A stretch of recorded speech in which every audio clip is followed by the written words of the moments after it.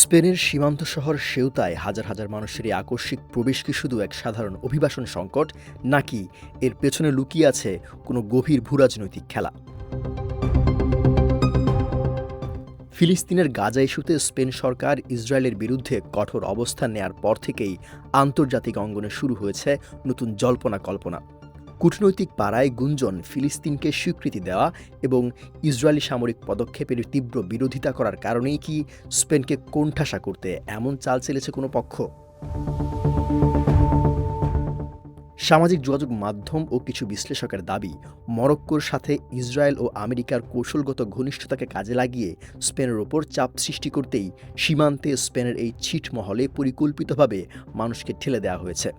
ইউরোপীয় মিত্রদের সঙ্গে স্পেনের সম্পর্ক খারাপ করতে এবং কূটনৈতিকভাবে স্পেনকে চ্যালেঞ্জের মুখে ফেলতে এমন কৃত্রিম অভিবাসন সংকট তৈরি করা হয়েছে।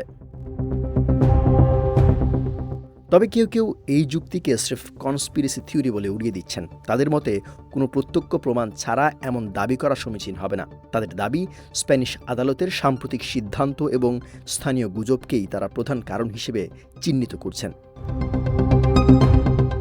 গাজা সংকট কেন্দ্রিক যে রাজনৈতিক উত্তাপ ইউরোপ থেকে মধ্যপ্রাচ্যে ছড়িয়ে পড়েছে, সেটা সংকট তার আন্তর্জাতিক সমীকরণকে আরও জটিল করে তুলছে। শেষ পর্যন্ত এটি কেবল কাকতালীয় সংকট নাকি ভূরাজনৈতিক এক মাস্টার মাইন্ড চাল, তা নিয়ে আন্তর্জাতিক অঙ্গনে বিতর্ক কিন্তু থামছেই না।